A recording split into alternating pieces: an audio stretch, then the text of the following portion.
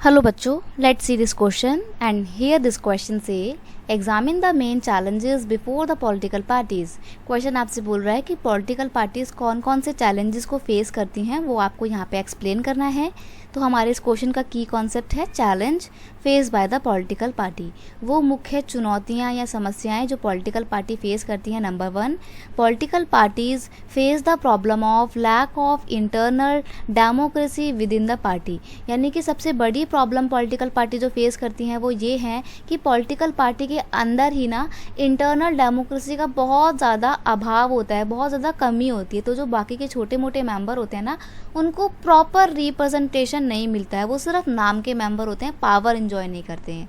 Next है decision are taken in the name of party by leaders having more power. अब देखो political parties जो होती हैं यहाँ पे डिसीजन क्या होते हैं, पार्टी के नाम पे लिए जाते हैं। अब आपने सुना होगा कि कांग्रेस पार्टी ने ये डिसीजन लिया है या बीजेपी ने ये निर्णय लिया है। तो जितने भी डिसीजन होते हैं वो पार्टी के नाम पे लिए तो जाते हैं, लेकिन वो पार्टी के सभी मेंबर नहीं लेते हैं, बल्कि पार्टी में जो बड़े बड़े नेता होते हैं ना वही सारा डिसीजन ले लेते हैं। तो जो बाकी के मेंबर हैं वो अपने आप को बड़ा ही अलाइनेटेड सा या बड़ा ही अलगाववादी सा फील करते हैं।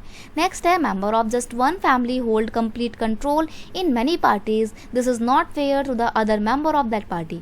अब देखो पॉलिटिकल पार्टी में ना ये चीज़ तो बहुत चलती है। आफ्टर इंडिपेंडेंस इंडिया में डायनेस्टिक रूल तो ख़त्म हो गया है, लेकिन पॉलिटिकल पार्टीज़ में आज भी ये डायनेस्टिक रूल चलता आ रहा है, क्योंकि जो मेन लीडर होता है आगे जाके उसका बेटा ही मेन लीडर बनता है। अब देखो आप सोचो कि हो सकता है कि उसके बच्चे में, उसके लड़के में या बेटे में वो क्वालिटी ना हो, लीडरशिप की कैपेबिलिटी ना हो, तो ऐसे में उसको लीडर बनाना क्या सही होगा? लेकिन उसको फिर भी बनाया जाएगा क्योंकि उसके साथ में वो सरनेम जुड़ा हुआ है।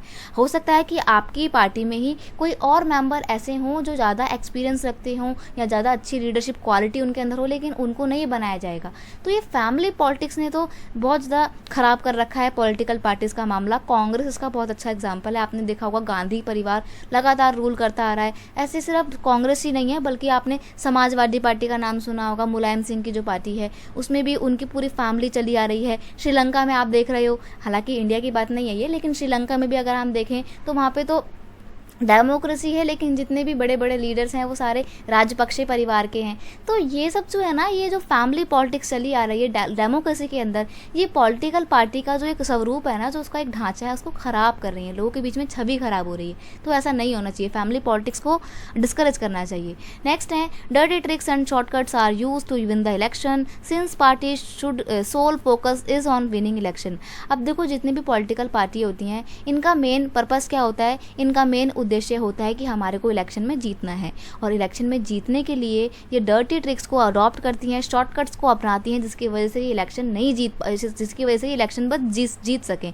तो ये क्या करती हैं? सिर्फ इलेक्शन जीतने के लिए जो गलत हथकंडे अपनाती हैं, उसकी वजह से इनकी ही छवि खराब होती है पूरे देश के आगे। तो ऐसा नहीं होना चाहिए। ये प्रॉब्लम्स हैं जो पॉलिटिकल पार्टीज के आगे हैं। I hope you understand it well. Best of luck.